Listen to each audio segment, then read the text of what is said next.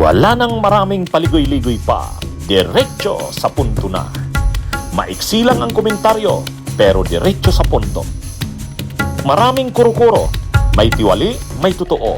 Dito, sa puntong diretso tayo. Punto, diretso.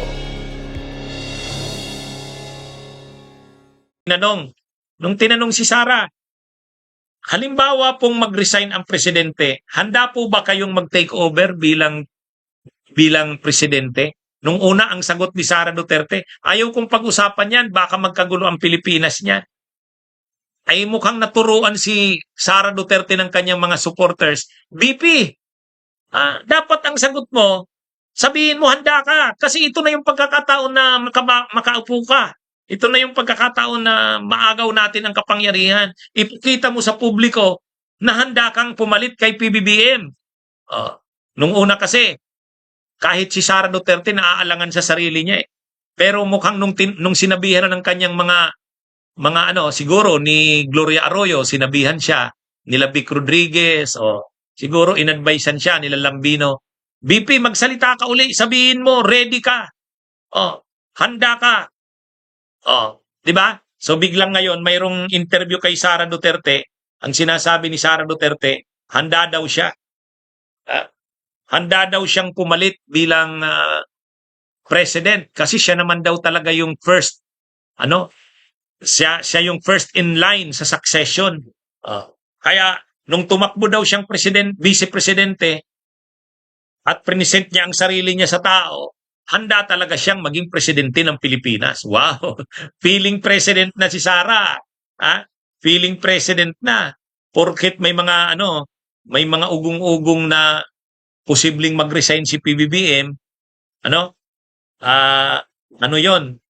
Ang mensahe na ngayon ni Sara, ready akong magpresidente. Dati, ang sabi niya, ayaw niyang mag-comment yan kasi magkakagulo ang Pilipinas. Kaya lang, parang lumabas siya doon, hesitant siya, reluctant siya. Hindi maganda yon sa pagiging vice president. Dapat ipakita niya sa mga tao. Siya ang susunod na presidente pag nag-resign ang presidente. Ngayon, tinuruan yata siya ng mga yung mga nakapaligid sa kanya.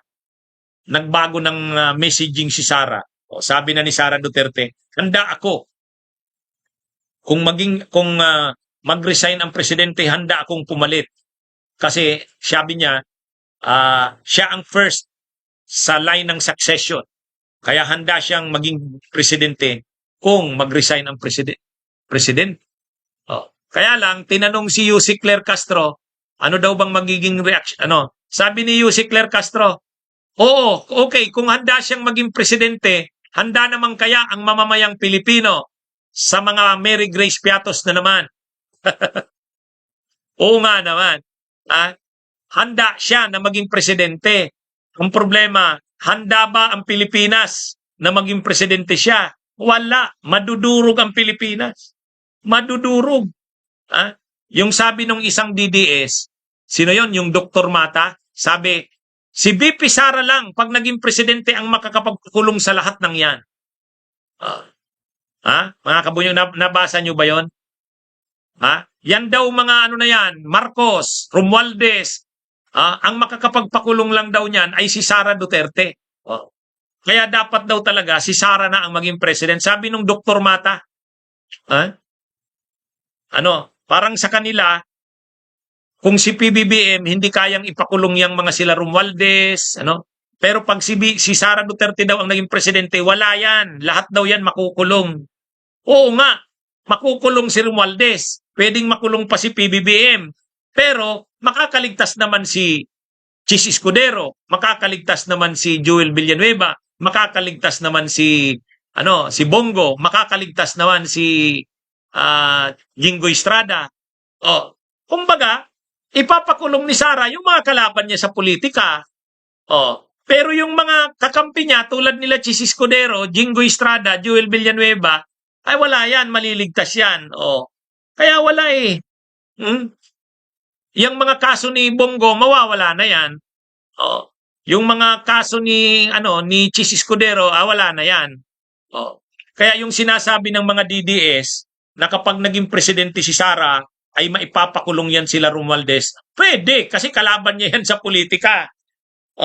Pero, yung mga kakampi niya naman, tulad nila Chis Escudero, wala na yan, mababali, wala na yung mga kaso niyan.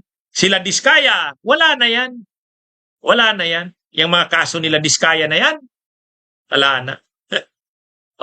Kasi kakampi nila yan. Kaya ito? At saka, lalong titindi ang korupsyon. Kasi alam naman natin, si Sara, 125 million nga, naubo sa 11 days.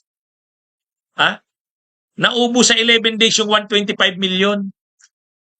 Pag naupo si Sara, ang korupsyon, baka dubli pa sa nangyayari ngayon o triple pa. Mas malala pa yata yan kaysa kay Duterte. Mga kabunyog, Kaya yung sinasabi na handa na daw si Sara na maging presidente, wala eh. Handa na siya kasi atat na sila.